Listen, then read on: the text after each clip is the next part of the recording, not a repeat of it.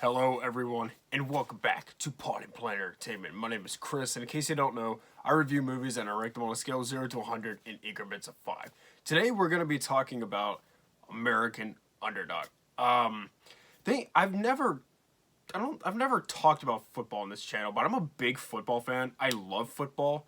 I'm a Carolina Panthers fan, in case you can't tell. I know my team is awful.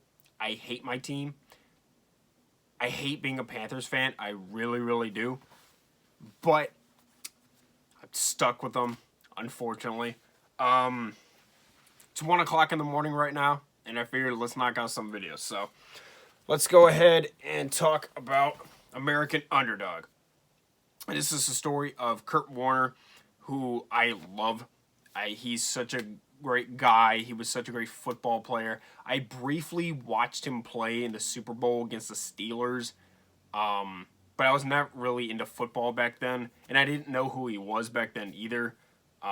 Actually, I think at the time, the only football player I could name was James Harrison, just because I liked him. And the only reason I liked him is because his first name is James, which is my brother's name, and his last name is Harrison, which is the same name as Harrison Ford, who's my favorite actor.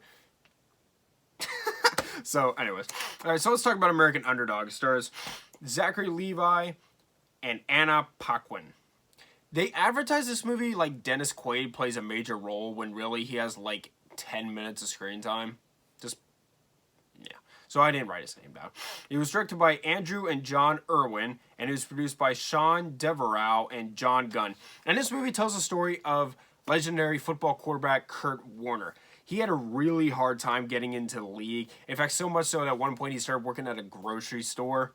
And then when he got into the league, he won MVP his rookie season, and he won the Super Bowl his rookie season. And I'm pretty sure he's the only quarterback to ever do that, because rookie quarterbacks never play in the Super Bowl, but he did it and won MVP. And he was older for it, so that was, he had a really impressive story, and I learned things about him that I did not know previously through this movie. So, really, really inspirational figure. He's in the Hall of Fame as well, so it's pretty cool to see his biopic. So let's just jump into my pros and cons here. The performances are really good. Zachary Levi is a really underrated and versatile actor. He can play, he's a very flexible actor. He can do movies like Shazam, and he can do movies like this. I wish people would talk about him more, I really do. He's really good in it. Anna Paquin, who's won an Oscar award, she was also really good in this. They have really good chemistry together. They're really good together. And I also love how much Anna Paquin looks like Kurt Warner's wife. She, like, looks almost identical. So that was really good casting. It's very emotionally impactful. And the football sequences are really good. There's not a, like, up-close shaky cam or anything. There's, like, wide, really good shots of these stunt doubles doing these football moves. They look really, really good.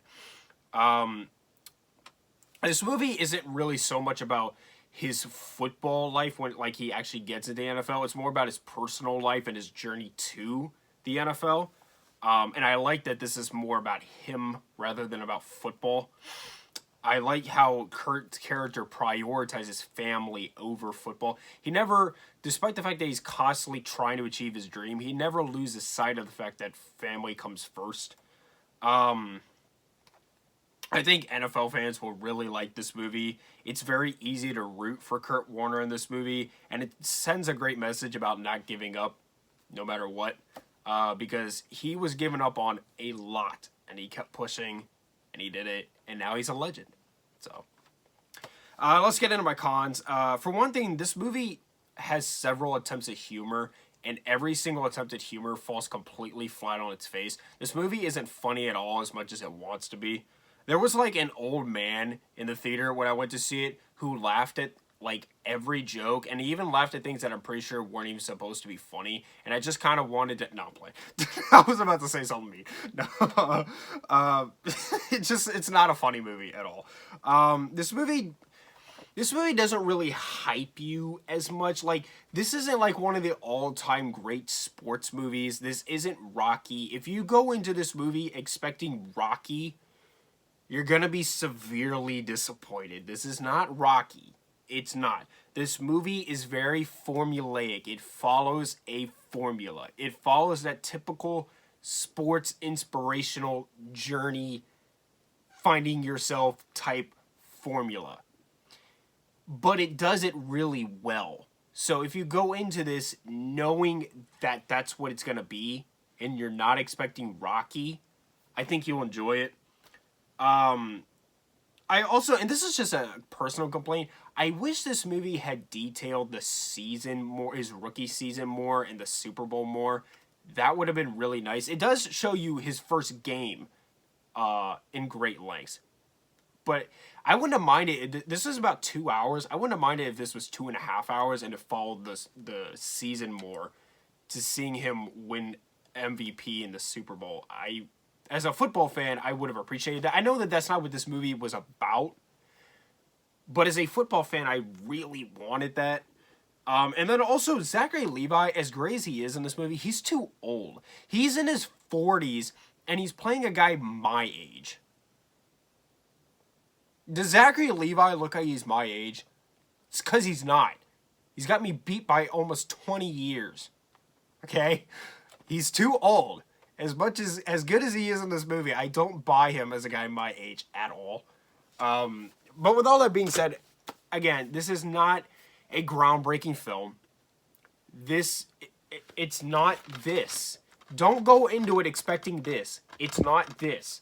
It's a very formulaic movie. It's a crowd pleaser, and if you're okay with that, I think you'll like it. As a football fan, I very much liked it, and it pleased me. So, with all that being said, I'm going to give American Underdog an 85. Alright, my next review will be for Licorice Pizza. I might even record that as soon as I'm done with this, just so I have 2 videos ready. But yeah, thank you so much for watching. Subscribe to Pod and Planet Entertainment for more. Hit the like button, leave me review suggestions down in the comments down below. Follow me on Instagram at Pod and Planet Entertainment for channel updates. Oh, and let me know in the comments who's going to win the Super Bowl, okay? Because I just saw Ben Roethlisberger take his last snap before recording this. So the Steelers are out. The Raiders are out. The Patriots are out. Who else is out? The Eagles are out. The Cowboys are out. What happened with the Cowboys, bro? Why do they always do that, bro? They're so dumb. Like, they always do this. They're just... Whatever, still better than my team, so I guess can't criticize too much. Anyways, tell me, Super Wildcard Weekend only has 1 more game left. And after that, move on to the divisional round. But let me know, who's your pick to win the Super Bowl? What's your Super Bowl matchup and who's going to win? Let me know in the comments. All right, thank you for watching and much love.